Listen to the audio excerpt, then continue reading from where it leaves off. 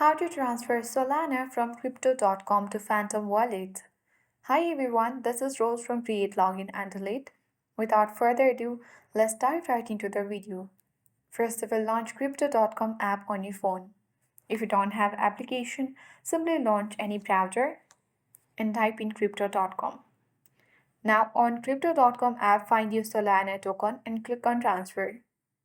Select withdraw, then choose external wallet. Now click on the plus button to add a wallet and select Solana as the currency and copy the address from your Phantom wallet. So in Phantom wallet, you simply need to launch it and then click on deposit option to get your wallet address. After that, you simply need to copy the address and return to crypto.com, and then you have to paste it on your crypto.com and enter the amount to send. Note, if this is your first transfer, it may take up to 24 hours for the transaction to complete. And after the transaction, you can go ahead and open Phantom Wallet. And if you don't see your Solana, click Manage Token List and enable Solana.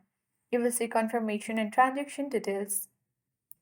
And with this, you can simply transfer Solana from crypto.com to Phantom Wallet.